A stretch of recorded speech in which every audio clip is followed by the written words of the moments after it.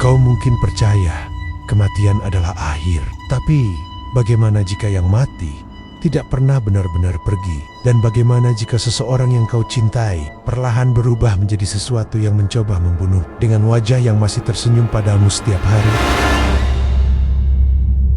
Mereka menyebutnya rumah warisan, tapi tidak ada yang benar-benar mewarisinya. Sebab semua yang pernah tinggal di sana tak pernah pergi dengan utuh setelah pernikahan sederhana. Arga dan Dara memutuskan pindah ke rumah tua peninggalan keluarga. Dara letaknya jauh dari kota, sunyi, terlalu sunyi, bahkan untuk seekor burung. Bangunan itu berdiri di antara pohon bambu yang rapat. Tanah sekitarnya kering, tapi selalu terasa lembab. Tak ada pagar, tak ada tetangga, hanya satu jalan masuk yang seolah menghilang saat kau melihatnya dari luar. Saat mereka tiba, kabut turun lebih cepat dari biasanya. Dara menggenggam tangan Arga lebih erat, bukan karena takut, tapi karena jantungnya berdetak terlalu cepat, dan ia tidak tahu kenapa. Ketika pintu depan dibuka, suara engselnya memekik panjang, seperti jeritan yang tertahan selama bertahun-tahun. Udara di dalam rumah lebih dingin dari luar, tapi bukan dingin biasa. Dingin yang seperti ada yang meniup tengkukmu tanpa wajah. Langit-langitnya tinggi, dipenuhi jaring laba-laba. Tapi jaring itu membentuk pola, lingkaran, simbol, seolah bukan terbentuk secara alami. Di sudut ruang tamu berdiri sebuah cermin tua besar, tertutup kain putih tebal. Kainnya berdebu, tapi tidak kusut, seperti sering disentuh, tapi tidak pernah dibuka. Dara menunjuk ke arah cermin. Kenapa itu ditutup? Arga mengangkat bahu. Itu sudah dari dulu begitu, sejak aku kecil. Dara diam sejenak. Pandangan matanya tidak lepas dari kain itu, seolah ada sesuatu di baliknya yang tahu ia sedang menatap hari berjalan cepat. Mereka membereskan barang-barang, mengepel, menyapu, menata kembali rumah yang seolah tak ingin disentuh. Dan saat malam turun, rumah terasa berbeda. Tak ada suara dari luar, tak ada jangkrik, tak ada angin. Tapi dari dalam rumah muncul suara lain, langkah kaki, tapi ringan, seperti anak kecil yang berlari tanpa alas kaki. Dara mematikan lampu dapur, lalu kembali. Saat ia menutup pintu, ia mendengar ketukan di jendela. Pelan, 3 kali. Tidak ada siapa-siapa di luar. Ia mencoba tidur bersama Arga. Lampu kamar dimatikan, tapi rasa gelisahnya tidak ikut mati. Saat tengah malam, cermin yang tertutup kain sedikit bergeser. Tidak ada angin, tapi kain itu jatuh sendiri. Dan dalam gelap, Dara membuka matanya, bukan karena suara, tapi karena merasakan ada yang menatap. Seseorang berdiri di kaki ranjang, bayangan gelap, tidak bergerak, tidak bernapas.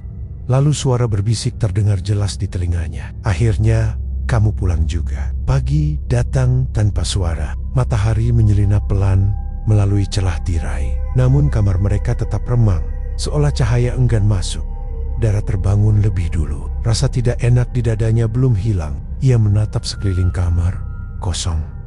Tidak ada siapapun selain Arga yang masih terlelap. Tapi ia tahu, ia tidak sendirian semalam.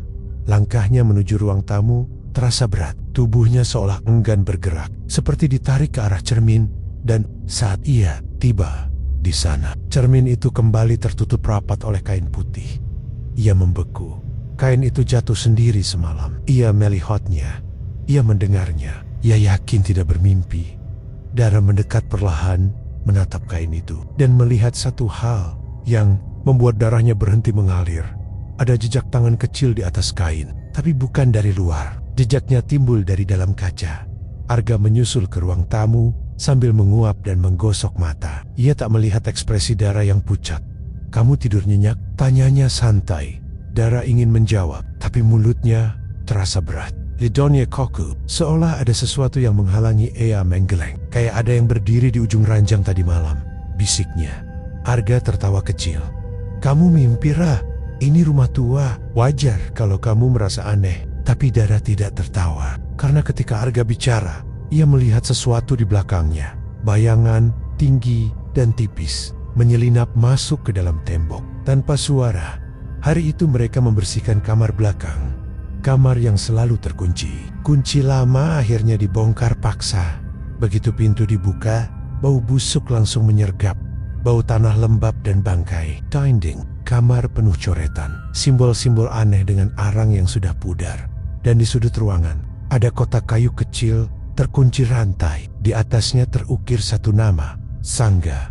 Arga mencoba membuka rantainya, tapi besinya tak goyah sedikit pun. Dara mendekat, menatap ukiran nama itu. Entah kenapa, hatinya berdebar keras, tangannya gemetar, matanya terasa panas, dan tiba-tiba kotak itu bergetar sendiri. Arga mundur kaget, tapi Dara justru berlutut dan menyentuhnya. Suara berbisik kembali terdengar, tapi kali ini bukan di kepalanya. Bersamaan, dari mulutnya sendiri, "Aku ingat tempat ini." Sejak kotak itu disentuh, segalanya berubah. Rumah menjadi lebih senyap, bukan sunyi biasa, tapi hening yang menekan, seolah seluruh bangunan sedang menahan napas.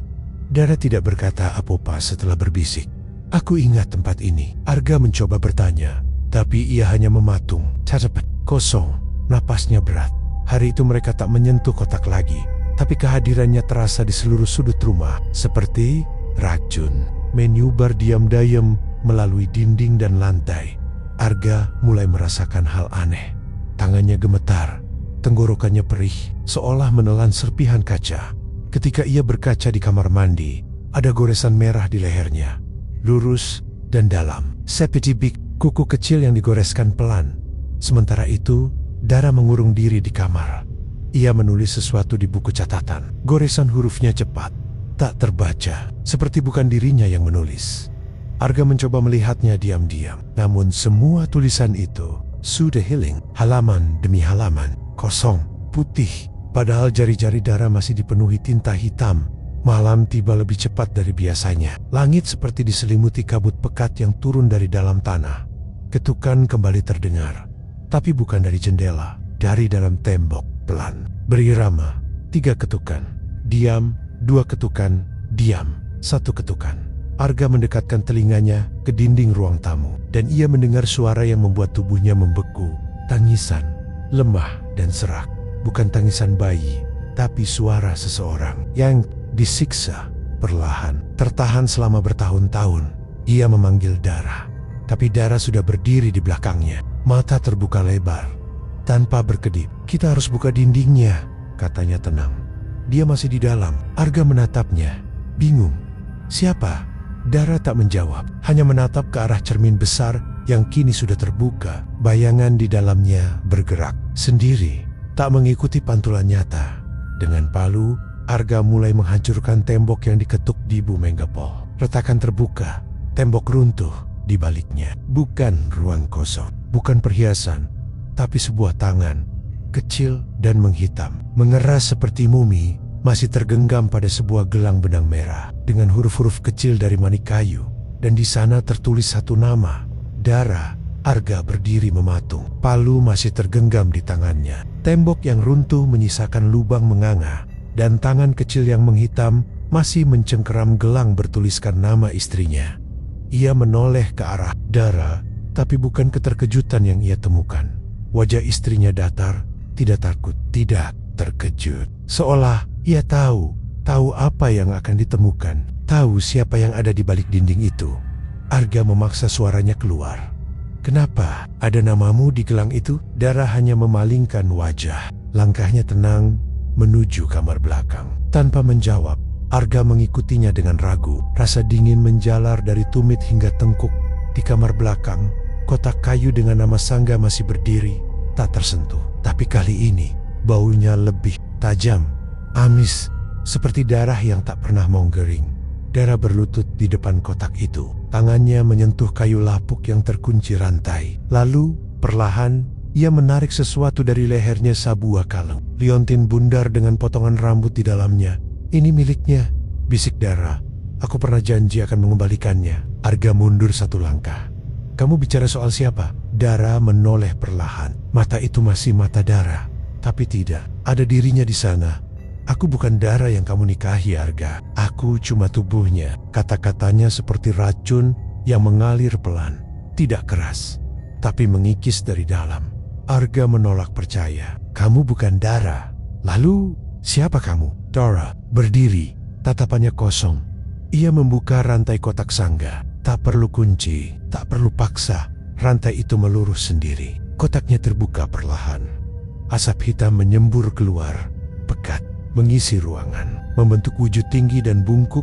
Dari balik asap, terdengar suara tangis anak kecil, lirih dan kesepian. Arga terpaku. Suara itu, ia pernah mendengarnya dalam mimpi-mimpinya. Dalam malam-malam ketika Dara bicara sambil tidur, dan saat ia ingin bertanya, Dara membisikkan kalimat terakhir malam itu. Aku tak pernah berniat meninggalkannya di dalam sana. Hari kelima di rumah itu terasa lebih berat dari sebelumnya. Arga tak tidur semalaman. Bayangan sosok Dara atau siapapun yang kini mengenakan wajah istrinya masih melekat di pikirannya. Ia duduk di ruang tamu. Palu masih di genggamannya. Persia, untuk sesuatu yang bahkan tak bisa ia jelaskan di cermin tua, bayangannya terlihat samar. Tapi di baliknya, terlihat jelas. Bayangan lain berdiri lebih dekat, lebih tinggi, dan tersenyum. Arga menoleh cepat, tapi tak ada siapa-siapa. Hanya ruang kosong dan aroma hangus yang tidak semestinya ada. Dara tidak keluar dari kamar belakang sejak semalam, tapi suara-suara terdengar dari dalam. Tawa anak-anak, tangisan, lalu suara seperti mantera yang tak dimengerti. Arga mencoba menghubungi seseorang, temannya, seorang ustaz muda yang biasa menangani gangguan gaib, namanya Pak Damar. Setelah mendengar penjelasan Arga, suara di ujung telepon menjadi pelan dan hanya mengucap satu kalimat, keluar dari rumah itu sekarang juga. Arga menahan napas. Saya nggak bisa. Istri saya masih di sini. Pak Damar terdiam sejenak, lalu menjawab lirih, kalau yang di sana masih istrimu, maka itu sudah bukan hanya gangguan. Sambungan terputus. Telepon mati begitu saja. Layar retak, baterai meleleh. Arga berdiri tergesa, mengetuk kamar belakang. Dara, buka pintunya. Tidak ada jawaban. Dara, tolong. Aku cuma ingin bicara. Tetap hening. Lalu, dari balik pintu, terdengar suara. Dara. Tapi kali ini, seperti dua suara bersamaan. Satu suara perempuan dan satu lagi. Anak kecil. Kalau kamu sebut namanya sekali lagi, aku yang akan hilang. Arga mundur. Wajahnya pucat. Karena ia tahu nama yang disebut adalah Sangga. Dan ia baru sadar. Nama itu bukan hanya nama, tapi ikatan. Dan ia sudah menyebutnya. Lebih dari sekali, malam kembali turun. Lebih cepat dari biasanya. Langit tak lagi biru, tapi kelabu. Seolah malam enggan menunjukkan bintang. Dan hanya menyisakan bayangan. Arga duduk di pojok ruang makan. Tangannya gemetar. Ia memandangi lantai yang baru saja ia pel. Bersih. Tapi matanya melihat hal lain. Ada jejak darah. Menyeret dari arah kamar belakang menuju dapur. Tapi ketika ia sentuh, tidak ada apa-apa. Lantai kering, bersih sempurna, namun bau amisnya nyata, menusuk ke dalam hidung, membuat perutnya mual. Dari balik dinding, terdengar suara langkah. Kaki kecil berlari cepat, disusul suara cekikikan lirih. Anak kecil. Arga berdiri perlahan, mencoba menahan gemetar. Matanya mencari asal suara, dan di sanalah ia melihatnya. Seorang anak kecil berdiri membelakanginya di ujung lorong. Tubuh kurus, kepalanya miring, rambut panjang menutupi wajah. Anak itu memegang sesuatu di tangan kirinya. Sebuah boneka kain, compang-camping, dan di boneka itu terikat gelang benang merah yang sama seperti di tangan mayat di dalam dinding. Anak itu berbicara. Suaranya seperti bisikan yang dilempar dari balik kabut. Kamu udah buka dindingnya, harusnya kamu siap. Arga mencoba mendekat, tapi saat ia melangkah, anak itu menoleh. Wajahnya bukan wajah manusia, penuh luka sayat, mata hitam legam, dan mulut yang tersenyum lebar hingga ke pipi. Tiba-tiba suara Dara terdengar dari belakang. Jangan, lihat dia. Arga menoleh cepat. Dara berdiri di ambang pintu, tubuhnya lemah, keringat dingin membasahi wajah. Kalau kamu lihat dia terlalu lama, kamu akan lupa siapa kamu. Arga menahan napas. Ia kembali menatap lorong kosong. Anak itu menghilang, namun di lantai tempat ia berdiri, tertinggal bekas kaki kecil yang basah darah. Dan Arga tahu, jejak itu bukan yang terakhir. Karena saat ia membuka pintu dapur, ia menemukan kalimat ditulis dengan darah di lantai ubin. Tolong aku masih hidup. Sejak malam itu, Arga mulai bermimpi aneh. Dalam tidurnya, ia melihat rumah yang sama, lorong yang sama, tapi semiwania terbalik. Langit-langit menjadi lantai, tangga mengarah ke bawah tanpa ujung. Cermin memantulkan ruangan yang tak ada, dan dari kejauhan terdengar nyanyian. Lagu anak-anak, pelan, tapi nadanya salah, seperti diputar mundur. Ketika Arga terbangun, ia menemukan sesuatu di meja samping ranjang. Sebuah mata, bukan bola mata, tapi ukiran kayu bundar dengan pola aneh di tengahnya. Seperti simbol atau segel. Dara duduk di sisi ranjang, wajahnya pucat, rambutnya berantakan. Matanya sembab. "Aku tahu kamu sudah lihat dia," katanya lirih. "Kalau kamu bisa lihat jejaknya, itu berarti matamu sudah dibuka." Arga bingung. Dibuka siapa? Dara menatap ukiran mata di tangannya. Itu disebut mata ketiga sangga. "Kalau kamu sudah diberi itu, kamu bukan lagi tamu di rumah ini." Arga menelan ludah. Tangannya gemetar. Simbol di kayu itu terasa hangat, seolah hidup. "Tunggu," katanya. "Berarti kamu juga pernah mimpi tempat yang sama?" Dara mengangguk. "Tapi aku tak bisa keluar." Arga menoleh cepat. "Keluar dari mana?" Dara tak menjawab, hanya menatap ke arah jendela. Tirai bergerak pelan, padahal tak ada angin. Suara langkah kaki terdengar dari atap. Lambat, berat, suara berbisik masuk dari sela jendela. Bukan bahasa manusia, tapi Arga mengerti artinya. "Kalau kamu lihat dengan mata itu, kamu akan tahu siapa yang sebenarnya tinggal di tubuh istrimu." Arga mendekat ke jendela. Ia angkat ukiran kayu itu, dan ketika ia menatap dunia melaluinya, ia melihat tubuh Dara. Tapi wajahnya berubah, separuh hitam, separuh terbakar, dan matanya bukan milik manusia. Arga menjatuhkan ukiran kayu itu. Tangannya gemetar, kepalanya berdenyut. Apa yang baru saja ia lihat bukan hal yang bisa ia tolak. Dara, istrinya, berdiri hanya 1 meter di depan. Tapi wajah yang tadi ia lihat melalui ukiran itu, seolah dari mimpi buruk yang tak punya akhir. "Siapa kamu?" desis Arga. Dara tak menjawab. Ia hanya tersenyum, tapi senyumnya tidak seperti biasanya. Terlalu lebar, terlalu tenang. "Kamu sudah tahu," katanya lembut. "Tapi kamu masih berharap aku bukan dia." Arga mundur. "Kalau kamu bukan Dara, kamu siapa?" Perempuan itu tertawa pelan. Suaranya bergema seperti dari dasar sumur. "Aku, bagian dari janji. Janji yang diingkari dan dikubur hidup-hidup." Arga menahan napas. Tiba-tiba ia teringat sesuatu. Beberapa malam lalu, sebelum semua menjadi kacau, Dara pernah bergumam dalam tidurnya. Mengulang satu nama, pelan, bergetar, Sangga. Sekarang semuanya masuk akal. Tapi saat Arga hendak menyebut nama itu lagi, tangan Dara langsung menutup mulutnya. Matanya merah membara. "Jangan sebut namanya." Arga terpaku. Dara mendekat, berbisik di telinganya. Setiap kali namanya disebut, jiwanya semakin kuat dan tubuhku semakin hilang. Tiba-tiba, dari arah dapur, terdengar suara benda jatuh. Keras, disusul suara tangisan anak kecil. Mereka menoleh bersamaan. Dara menggenggam. Tangan Arga erat. "Aku bisa melawannya, tapi kamu harus bantu aku." "Bagaimana caranya?" tanya Arga, panik. Dara menatap mata Arga. "Dalam, cari tempat pertama kali kamu mencium bau darah." Arga teringat. Lorong kecil di bawah tangga. Temperature selalu dingin, selalu gelap, dan selalu seperti bernafas. Namun sebelum ia bergerak, sebuah suara anak kecil terdengar di telinganya. "Itu bukan tempat pertama, tapi tempat terakhir aku lihat ibuku." Lorong di bawah tangga selalu tertutup, tak pernah dibuka sejak mereka pindah. Arga bahkan tak yakin kunci lacinya masih ada. Tapi kini, suara-suara datang dari balik pintu itu. Suara napas berat, seperti seseorang yang terjebak atau sesuatu yang belum selesai. Arga berdiri di depan pintu lorong. Dara memegangi pundaknya dari belakang.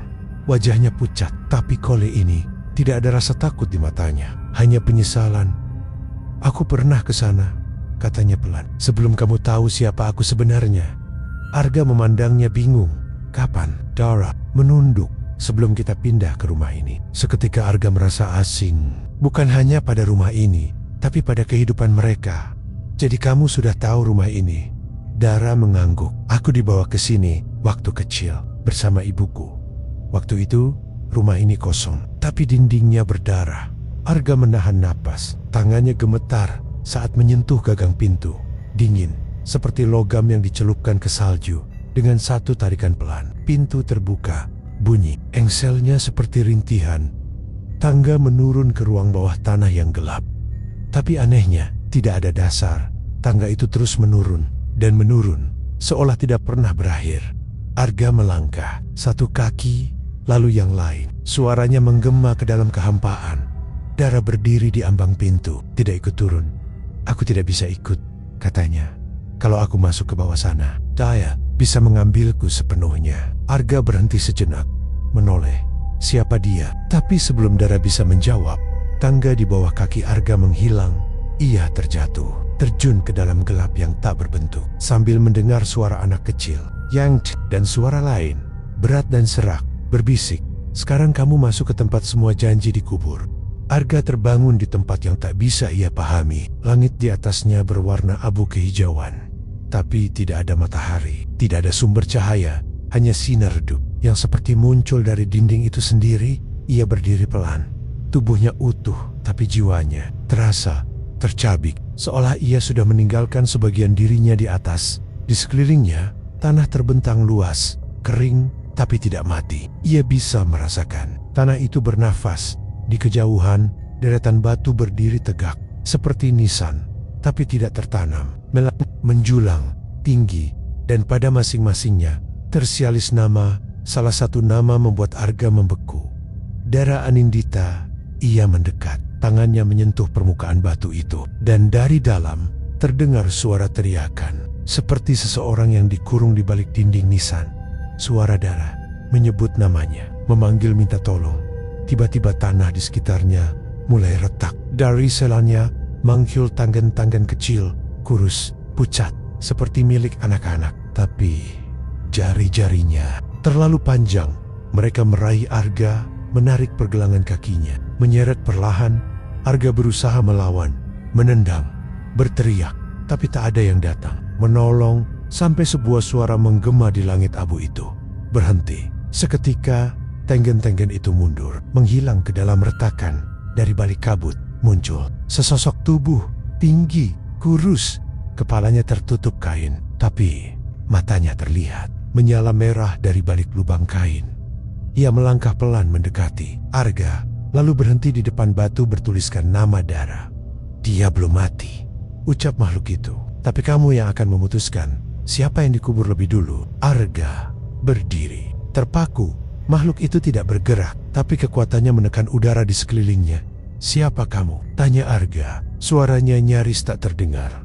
Makhluk itu mengangkat tangannya. Dari balik kain muncul jari-jari hitam legam. Ujungnya mengeluarkan ASAP, bukan karena terbakar, tapi karena dunia ini menolak kehadirannya. "Aku penjaga," ucapnya. "Bukan dari dunia kalian." Arga mundur satu langkah. Tanah di bawahnya kembali berdenyut, seolah menjebaknya. "Aku tidak ingin ikut campur," ujar Arga. "Aku hanya ingin menyelamatkan Dara." Makhluk itu menggeleng pelan. "Terlambat. Kamu sudah ikut sejak dia menyebut namamu saat pengikatan." Arga membeku. "Pengikatan?" Makhluk itu menunjuk batu nisan Dara. "Ia tidak menikah denganmu karena cinta, tapi karena kamu adalah satu-satunya tubuh yang bisa menahan sisa kutuk sangga." Arga menahan napas. Kata-kata itu menghantamnya seperti petir. Jadi Dara tahu sejak awal. Makhluk itu menunduk.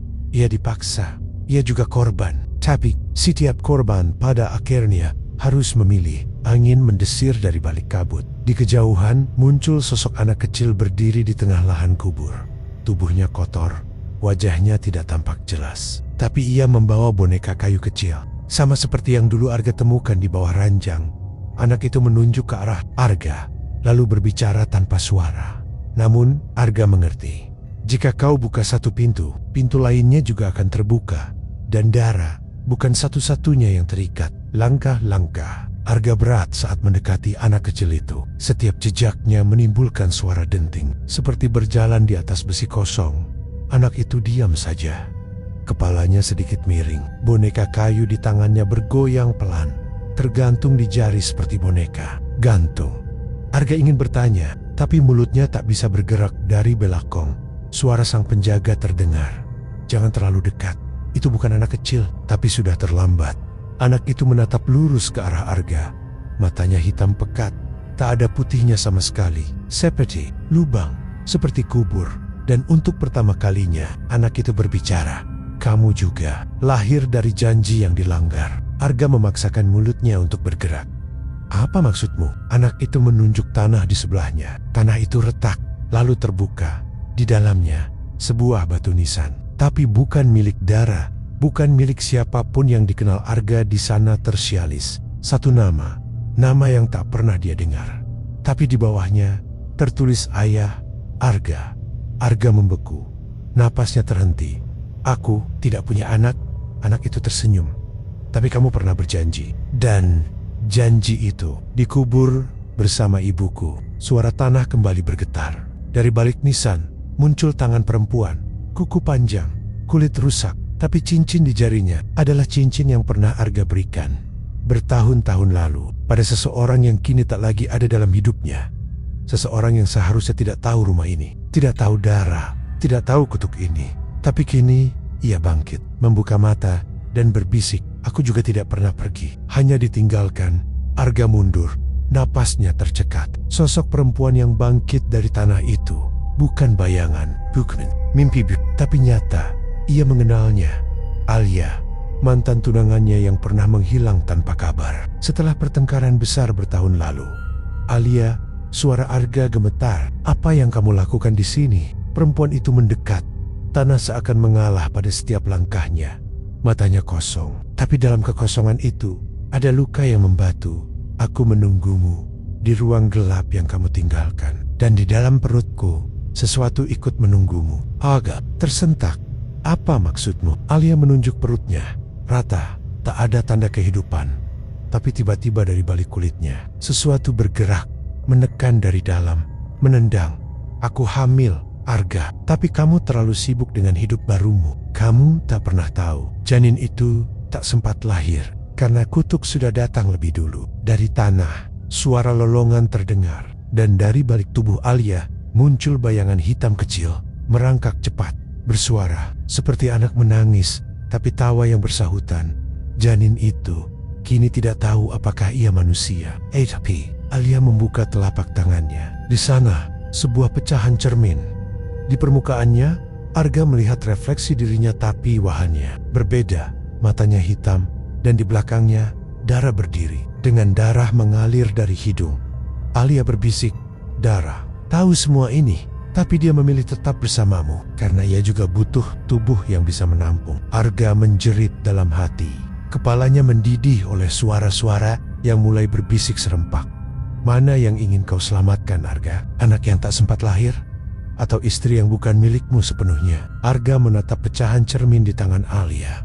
Refleksi itu berubah. Gambaran wajahnya kini lebih menyerupai makhluk lain. Rahangnya lebih panjang. Kulitnya mengelupas. Dan matanya kosong, tapi penuh jeritan. Alia tersenyum getir.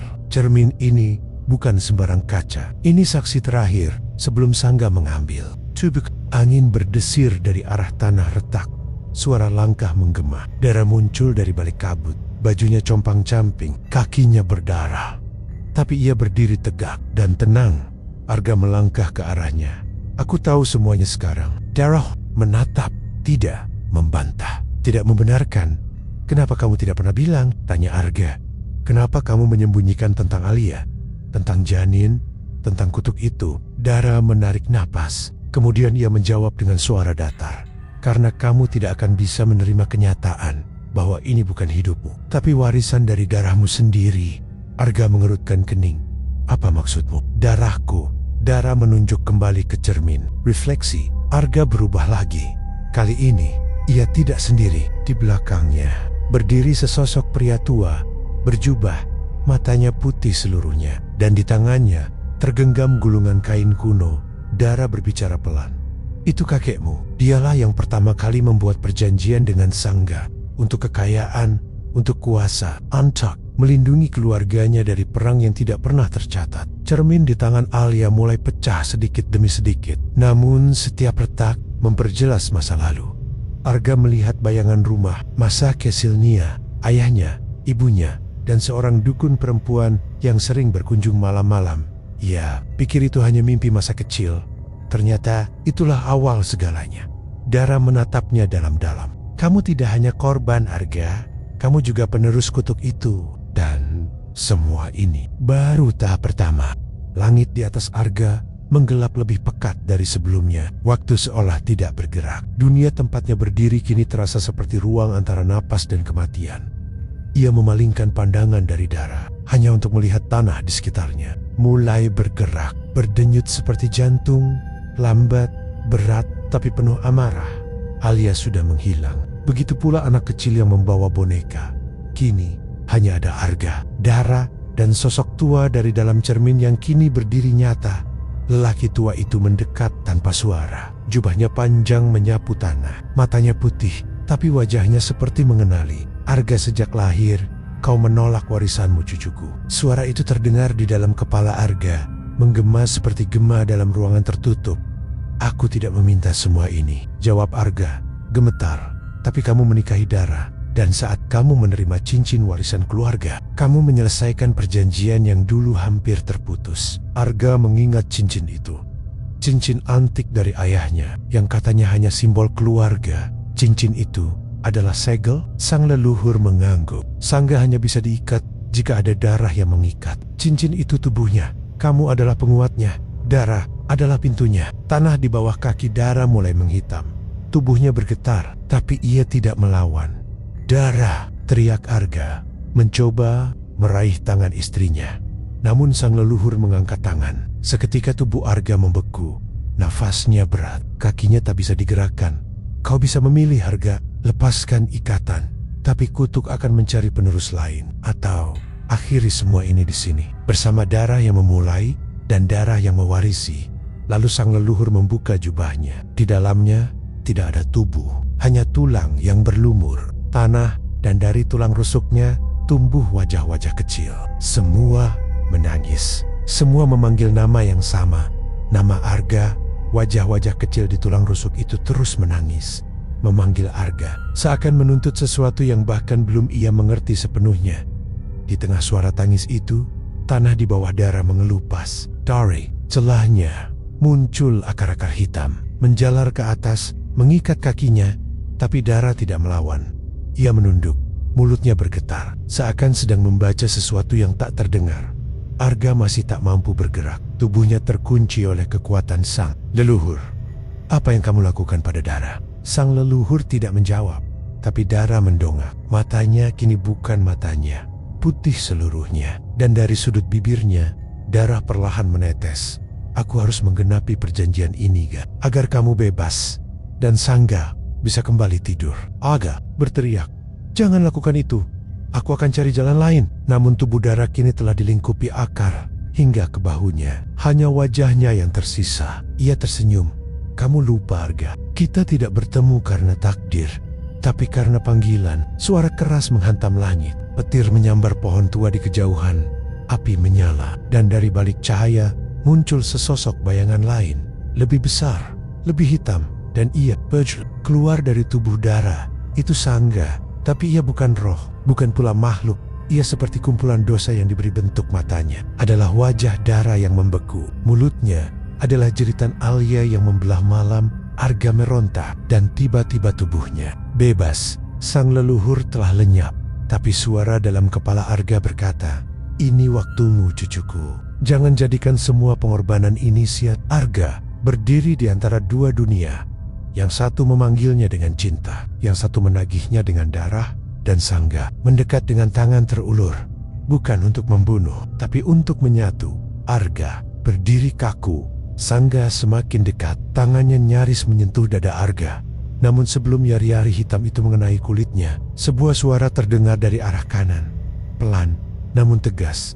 Namamu belum lengkap. Sangga berhenti, bayangannya bergetar, seolah ragu, seolah ada bagian dari dirinya yang baru saja dipatahkan. Arga menoleh. Di balik kabut, seorang perempuan berdiri. Tubuhnya dililit selendang tua. Wajahnya dilukis arang. Matanya tidak asing. Itu ibunya. Bukan ibunya yang terakhir kali ia ingat, tapi ibunya di masa kecil. Yang selalu membacakan mantra sebelum tidur. Yang sering menyuruh Arga diam saat bulan purnama naik. Bu, suara Arga pecah. Perempuan itu menatap Sangga. Nama lengkapnya bukan Arga. Nama yang kau ikat bukan miliknya. Karena aku menyembunyikan satu huruf. Sangga mendesis. Suaranya seperti besi panas disiram air. Kau menipu perjanjian, itu melanggar. Perempuan itu melangkah maju. Setiap langkahnya membuat tanah menyingkir. Akar-akar hitam yang semula menjalar kini terbakar di bawah tapaknya. Ia mengeluarkan sesuatu dari dalam selendangnya. Gulungan kain kecil. Di dalamnya tertulis nama lengkap Arga. Dengan satu huruf yang dicoret. Huruf itu, yang J lengkap, akan membentuk nama kuno yang hanya dipakai oleh keturunan penjaga. Namamu adalah Segel, bukan korban. Dan darahmu tidak untuk ditumbalkan, tapi untuk menutup. Tiba-tiba Sangga berteriak. Suaranya menggema jauh ke langit. Bentuknya mulai retak. Dari tubuhnya keluar wajah-wajah yang sebelumnya terperangkap. Alia, anak kecil itu, perempuan tak dikenal yang pernah muncul dalam mimpi Arga. Semua dilepaskan. Sangga mencoba mundur, namun perempuan itu mengucapkan satu kalimat terakhir dengan nama yang sempurna dan darah yang tidak dikorbankan. Kami kembalikan kau ke tidurmu. Angin kencang menyapu segalanya. Sangga lenyap dalam ledakan suara hening. Arga terlempar, tubuhnya jatuh ke tanah, dan saat ia membuka mata, semua telah sunyi. Tapi ia tahu, ini belum akhir. Arga membuka mata, udara di sekitarnya hangat. Langit cerah, burung-burung bersuara. Ia masih terbaring di halaman belakang rumah. Namun semua terlihat seperti tak pernah terjadi. Tidak ada retakan tanah. Tidak ada akar hitam. Tidak ada darah. Ia bangkit perlahan. Langkah kakinya ringan. Terlalu ringan. Saat ia menyentuh kulitnya, tubuhnya dingin. Tidak dingin karena angin, tapi karena kehilangan sesuatu. Sesuatu yang selama ini membuatnya merasa hidup. Ia masuk ke dalam rumah. Pintu tidak terkunci, ruang tamu bersih seperti biasa. Foto pernikahan mereka tergantung di dinding. Namun saat ia mendekat, wajah Dara memudar. Pelan, menghilang dari bingkai. Dara, bisiknya. Jawaban hanya berupa gema kosong dari ruang belakang. Arga berlari ke kamar. Kosong, lemari terbuka. Tidak ada pakaian. Kasur bersih, tapi di atas bantal tergeletak sesuatu. Boneka kayu kecil, bentuknya seperti bayi, namun mata boneka itu diganti dengan manik-manik hitam dan di perutnya terukir satu nama, Sangga. Arga memegang boneka. Itu saat disentuh, suara terdengar dari balik tembok. Bukan suara Dara, bukan suara ibunya, suara yang jauh lebih familiar, suaranya sendiri. Kamu pikir kamu menang, ya? Kamu pikir semuanya berakhir? Cermin di dinding memantulkan bayangan Arga, namun refleksinya tidak meniru gerakan. Refleksinya tersenyum dan perlahan mengucapkan sesuatu tanpa suara. Namun, Arga bisa membaca bibirnya. Aku masih di sini. Refleksi itu melangkah mundur, meninggalkan ruang di dalam cermin. Lalu, Dara muncul, berdiri tepat di belakang refleksi Arga. Matanya kosong, tangannya memegang cincin kawin tapi kali ini, ia tidak memanggil Arga. Ia memanggil nama lain, nama yang belum pernah Arga dengar. Bayu. Waktunya bangun. Arga terguncang. Itu bukan namanya. Tapi mengapa terasa begitu familiar? Di dinding, kalender tua bergerak sendiri. Tahun yang tertulis. Bukan tahun sekarang. Bahkan bukan masa hidup Arga. Tahun 1949.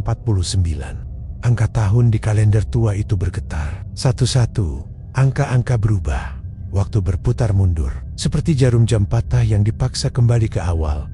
Arga mundur selangkah. Matanya tertuju pada Dara atau sosok yang menyerupainya. Aibed diam, memeluk cincin pernikahan yang sama. Tapi wajahnya tidak lagi menunjukkan cinta, melainkan penantian. Siapa Bayu? Tanya Arga dengan suara gemetar. Tapi Dara tidak menjawab. Ia hanya memandang ke arah cermin. Refleksi Arga sudah tidak ada. Di dalam cermin, kini berdiri seorang laki-laki muda dengan pakaian ala zaman penjajahan. Rambutnya disisir rapi, namun matanya kosong. Sosok itu menatap langsung ke mata Arga, lalu berbicara. Namun suaranya terdengar bukan dari mulutnya, melainkan dari dalam dada Arga sendiri.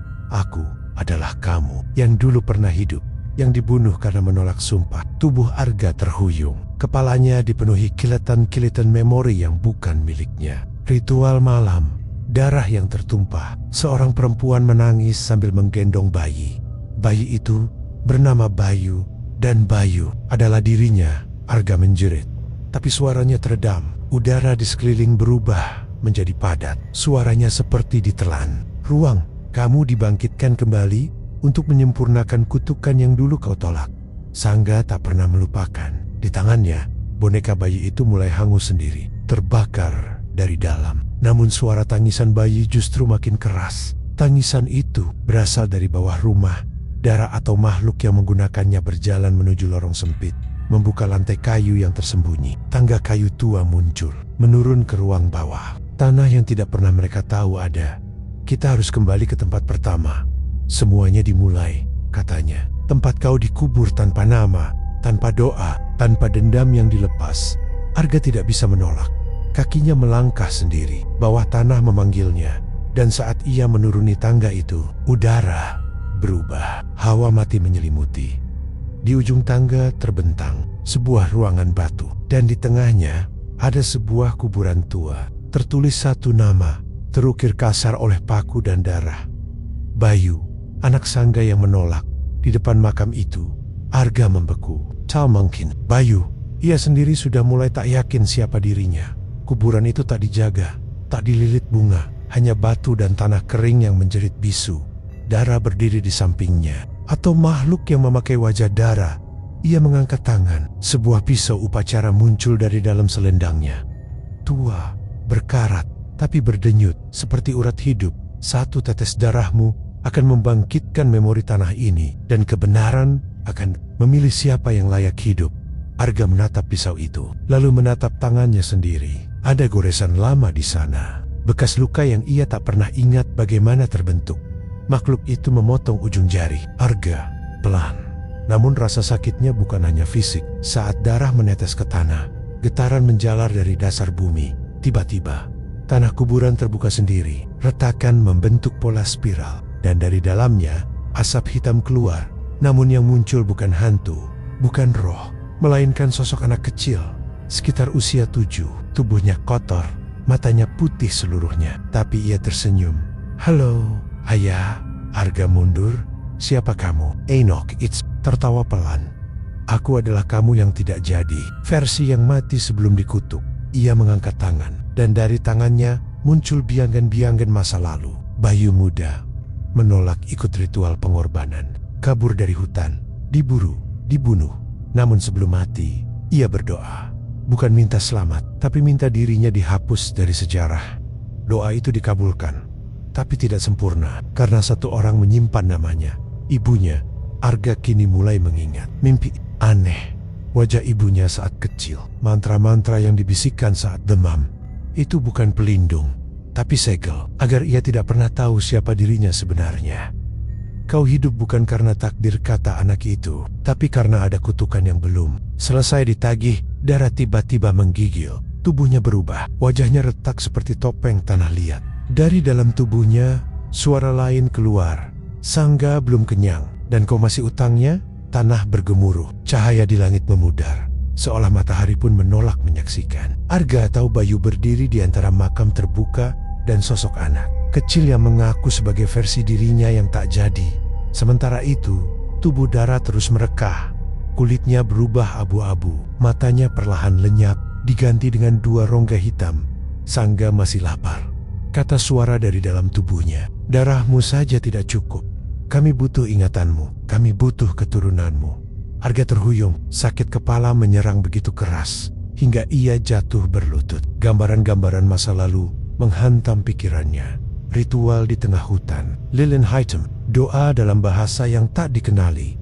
Lalu, ibunya menangis sambil berlari membawa bayi. Bayi yang kemudian dibungkus kain merah dan dibaringkan di tengah lingkaran tali anyaman. Ia sendiri, itu yang semestinya dijadikan tumbal. Namun, ibunya menghentikan upacara, melawan Sangga, melarikan Bayu. Dan kini, waktunya ditagih kembali. Arga berusaha bangkit, namun tanah mulai menelan kakinya. Akar-akar hitam menjulur dan menggenggam tubuhnya erat. Dari dalam lubang makam, asap berwajah manusia muncul. Wajah-wajah itu bukan asing, itu wajah korban-korban. Sibil, wajah-wajah yang muncul di mimpinya selama ini. Satu di antaranya adalah wajah Dara, namun bukan Dara yang sekarang.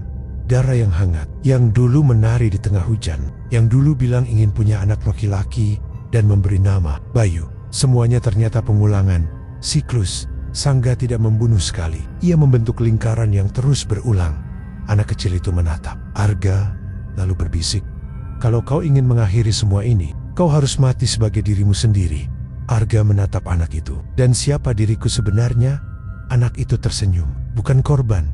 Kau adalah penjaga yang dibangunkan terlalu cepat." Tiba-tiba, langit terbelah. Petir menyambar pohon besar di atas rumah mereka. Dari balik cahaya, muncul siluet sosok perempuan. Kakinya tidak menyentuh tanah. Rambutnya menjuntai sampai ke bawah. Ibunya. Namun kali ini, ia membawa pedang dan matanya bersinar merah. "Kau belum selesai, Bayu," katanya. "Kau harus memilih, tumbal atau penjaga." Cahaya petir belum juga padam. Sosok ibunya melayang turun dengan anggun yang tidak manusiawi. Gaun putihnya bergerak tanpa angin. Pedang di tangannya bukan terbuat dari logam, melainkan dari tulang. Tulang yang memancarkan cahaya merah darah. "Bayu," katanya lagi, "kau dilahirkan untuk menghentikan ini.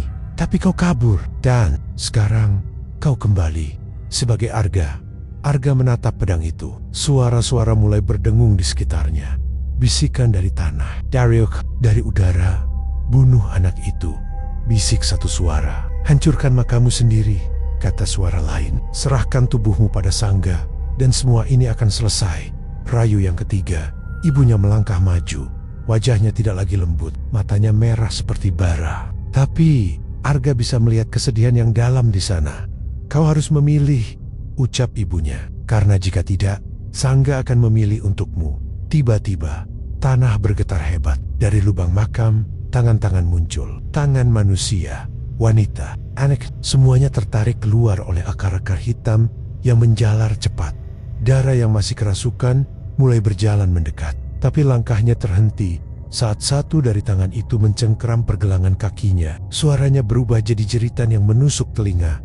"Sangga, lapar." Sangga marah.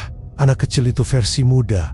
Arga berdiri di antara kekacauan. Ia tetap tenang, menatap Arga lurus. "Aku bukan kamu," katanya. "Aku adalah sisa dari penolakanmu." Arga akhirnya bicara. Suara gemetar, tapi tegas.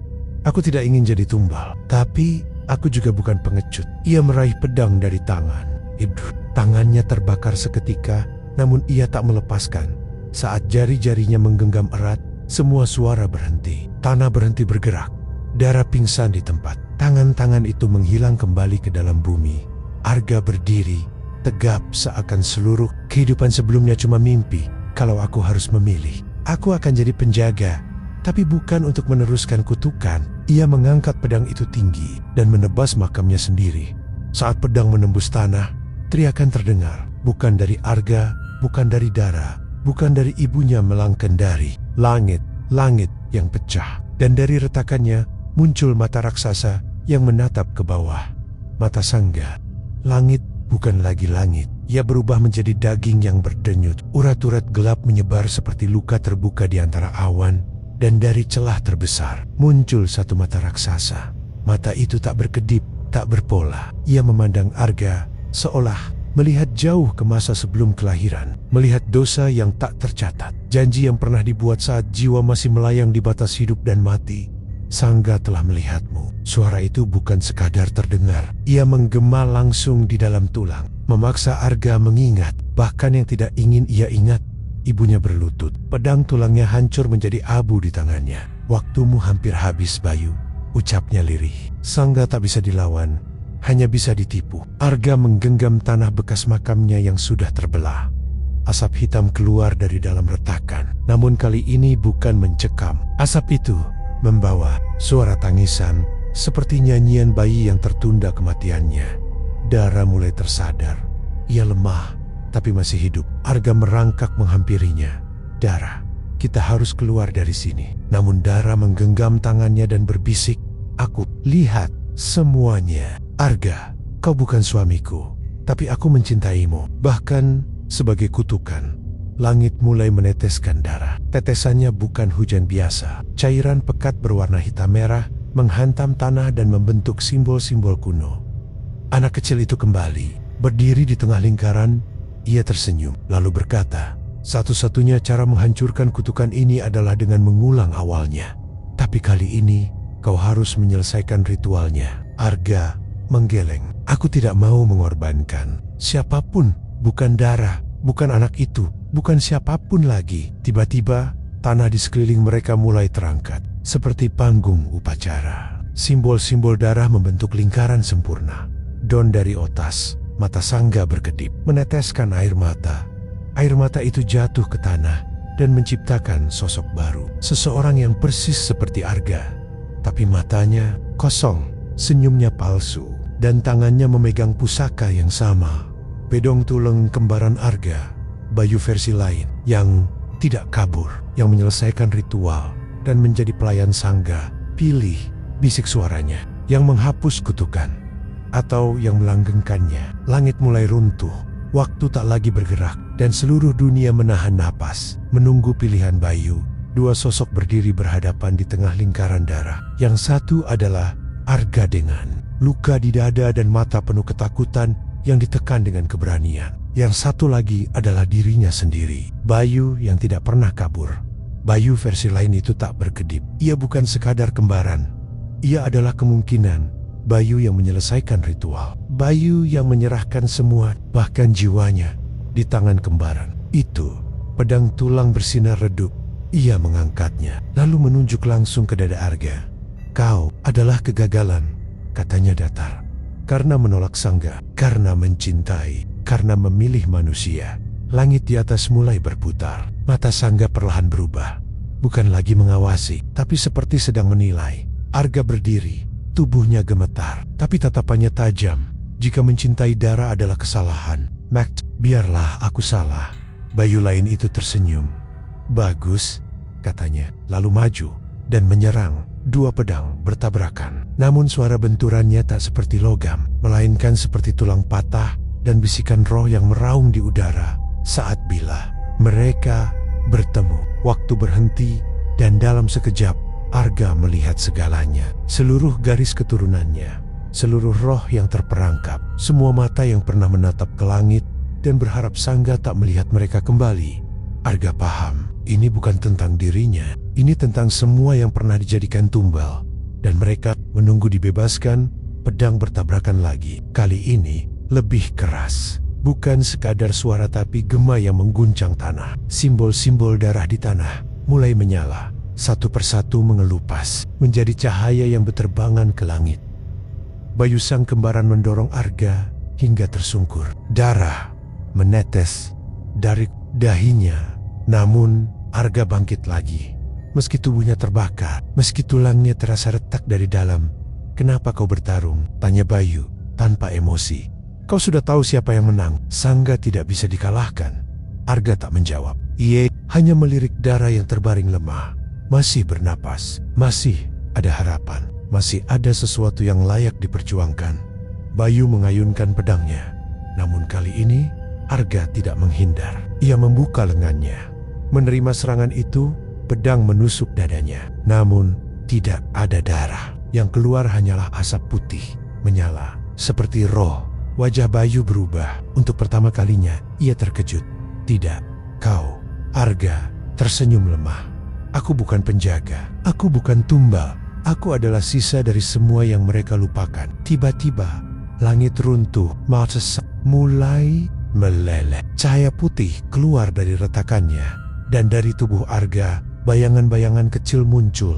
Bukan iblis, bukan roh jahat, melainkan anak-anak. Anak-anak yang dulu dikorbankan, yang dulu dilupakan, yang sekarang bangkit. Satu dari mereka berbisik, "Terima kasih ayah." Langit yang hancur kini dipenuhi cahaya putih. Namun cahaya yang menyilaukan. Cahaya itu tenang, hangat, seperti ingatan lama yang hampir hilang. Bayu berdiri terpaku. Pedangnya mulai retak. Tubuhnya memudar sedikit demi sedikit, seperti kabut tersapu angin. Ia menatap anak-anak itu. Mereka menatap balik, bukan dengan marah, melainkan penuh rindu. Mereka semua yang aku korbankan, gumamnya pelan. Mereka kembali. Anak itu berjalan pelan mengelilingi lingkaran. Mereka tidak berbicara, namun setiap langkah mereka menutup satu simbol darah di tanah, menetralisir kutukan, membungkam kekuatan Sangga. Sementara itu, Dara mulai siuman. Ia melihat Arga dengan mata basah. Kenapa mereka memanggilmu ayah? bisiknya lemah. Arga menggenggam tangannya. Mungkin karena aku yang bertahan, dan karena mereka tak punya siapa-siapa lagi. Bayu yang tersisa dari masa lalu jatuh berlutut, matanya kosong. Untuk pertama kali, ia terlihat takut kalau mereka bangkit. Maka Sangga, suaranya terputus. Dari langit, terdengar suara tangisan. Bukan jeritan, tangisan lembut, seperti bayi yang akhirnya tertidur. Mata Sangga lenyap, langit menutup, dan seluruh hutan kembali gelap. Tak ada petir, tak ada darah. Hanya senyap. Namun di tengah-tengah lingkaran itu, Arga berdiri, dikelilingi anak-anak yang kini memudar menjadi partikel cahaya. Satu demi satu mereka menghilang. Tapi sebelum benar-benar sirna, mereka membentuk satu kata, peeped. Setelah cahaya terakhir menghilang, hutan terasa kosong. Tak ada suara binatang, tak ada angin, seolah semuanya menahan napas, takut mengusik keseimbangan baru yang rapuh. Arga memeluk darah. Darahnya masih menetes. Lukanya belum sembuh, tapi ia merasa ringan, seperti beban ratusan tahun baru saja dilepaskan dari punggungnya. Mereka berdua berdiri. Lingkaran darah kini menjadi tanah biasa. Tak ada simbol, tak ada energi gelap. Namun, saat mereka melangkah keluar dari lingkaran itu, tanah bergetar, pelan, namun terasa menjalar dari bawah kulit. Getaran itu bukan gempa, tapi seperti napas panjang. Dari sesuatu yang belum selesai. Arga berhenti, matanya menatap ke tanah. Dara, katanya pelan. Apa kau dengar itu? Dara mengangguk. Suaranya lirih, seperti langkah. Tapi dari dalam bumi, tiba-tiba, dari tanah yang basah, muncul sebuah tangan, penuh lumpur, kurus, namun hidup. Tangan itu mencengkeram udara, menoreh. Tubuh setengah membusuk keluar dari tanah. Dara menjerit, namun Arga hanya menatap sosok itu. Itu bukan Bayu, bukan Sangga, bukan roh anak-anak. Itu adalah dirinya sendiri. Versi dirinya yang sangat tua. Kulitnya kering, matanya putih, namun mulutnya berbisik dengan jelas. Kau pikir ini berakhir? Arga mundur selangkah, tapi tanah di sekeliling mereka mulai pecah. Satu persatu tubuh-tubuh lain muncul, dan mereka semua memiliki wajah Arga. Dara menjerit saat tubuh-tubuh itu terus muncul dari tanah. 1, 2, 3. Kini lebih dari selusin sosok telah berdiri di sekeliling mereka. Semua mengenakan wajah Arga. Namun tiap wajah membawa ekspresi berbeda. Yang satu menangis, yang satu tertawa seperti orang gila, yang satu matanya tercungkil, yang satu memegang bayi yang membusuk di pelukannya. Arga tak mampu berkata-kata. Hand Anggenyat berkeliling ke arah dirinya sendiri dalam ratusan versi. Masa lalu yang tak pernah dijalani, kemungkinan yang ditinggalkan, pilihan yang disesali, dosa yang ditekan dalam mimpi-mimpi buruk. Salah satu dari mereka berjalan mendekat. Kakinya pincang, tangannya gemetar, namun suaranya kuat. Kami adalah semua dirimu yang gagal mati. Arga terdiam, napasnya memburuk. Sementara Dara memegang erat lengannya, tubuhnya menggigil. Sosok lain angkat bicara. Sangga tidak menciptakan kita, tapi kita menciptakan Sangga dari rasa bersalah, dari kebohongan, dari semua darah yang tidak pernah kau bersihkan. Tanah mulai merekah lagi, namun kali ini bukan tubuh yang keluar, melainkan pusaran gelap berbentuk rahim. Dari dalamnya terdengar tangisan perempuan, tangisan Dara. Tapi bukan Dara yang berdiri di samping Arga. Ia menoleh cepat ke arahnya dan melihat sesuatu yang tak bisa dijelaskan. Wajah Dara perlahan berubah. Kulitnya retak, mata kanannya menghitam, dan dari sela bibirnya terdengar bisikan yang menusuk telinga. Aku tidak pernah keluar dari lingkaran itu. Arga terpaku. Tubuhnya gemetar. Sosok di sampingnya bukan Dara. Kulit perempuan itu mulai terkelupas. Di bawahnya bukan daging, melainkan lapisan arang yang membara dari dalam. Matanya berubah sepenuhnya hitam. Mulutnya terbuka terlalu lebar. Dan dari dalam tenggorokannya keluar suara ribuan nyawa yang menjerit bersamaan. Kau tinggalkan aku di sana. Di lingkaran itu, bersama dia, Arga mundur. Kepalanya berdenyut. Ingatannya mulai retak. Potongan-potongan masa lalu muncul tak beraturan. Ritual pertama, jeritan Dara asli. Dan pilihan yang ia buat untuk menyelamatkan dirinya sendiri. Tidak, itu bukan aku. Itu bukan aku. Ia menggenggam kepalanya. Namun bayangan-bayangan dirinya yang lain mulai tertawa. Mereka semua mengangguk, membisikkan hal yang sama. Kau mengorbankan dia. Kau keluar dari lingkaran sendiri dan menciptakan Dara yang bisa memaafkanmu. Sosok Dara itu melayang, tidak menyentuh tanah. Darah menetes dari matanya seperti air mata. Namun saat menetes ke tanah, tumbuh bunga hitam yang berdenyut seperti jantung. Aku adalah bayangan cinta yang kau paksakan. Untuk merasa benar, Arga menjerit. Namun dari dalam pusaran gelap, tangan lain muncul. Kecil, lemah, menggenggam jari Arga dari bawah. Suara lembut terdengar. Kalau kau mau memperbaiki semuanya, ikut aku. Dan tangan itu menariknya. Masuk ke kegelapan. Gelap, tak ada warna, tak ada suara. Hanya detak jantung Arga. Lambat, nyaris berhenti. Ia terjatuh dalam kehampaan. Tak tahu kemana ia ditarik, tapi tangan kecil itu tak pernah melepas genggamannya. Di sekelilingnya muncul potonggan-potonggan kenangan, wajah Dara yang asli, tangisnya saat ritual, sorot matanya yang memohon. Saat Arga memilih menyelamatkan diri sendiri, tangan kecil itu menunjuk ke arah lingkaran yang terbuka lagi. Di tengahnya ada Dara yang sejati, kurus, pucat, namun mesai, tertidur dalam kepompong energi. Masih bisa kau tukar, masih bisa kau ubah. Tapi tubuh Arga mulai memudar. Kesadarannya terkikis. Ia harus memilih, kembali dengan darah palsu atau tetap tinggal dan menebus semua yang telah ia abaikan. Dengan napas terakhirnya, ia melangkah ke arah Dara sejati, tersenyum dan membaringkan dirinya di tempatnya. Seketika, energi hitam menyerap tubuhnya. Ia menjerit, namun tak menyesal. Tubuh Dara mulai bangkit perlahan. Matanya terbuka, mata yang dulu penuh ketakutan, kini penuh kedamaian. Di luar lingkaran, pagi mulai menyingsing. Hutan kembali bernapas, burung berkicau, daun bergerak pelan. Namun tak ada jejak Arga, hanya selembar daun jatuh dari pohon. Dan suara anak kecil yang berbisik di antara angin. Akhirnya, seseorang memilih tetap tinggal.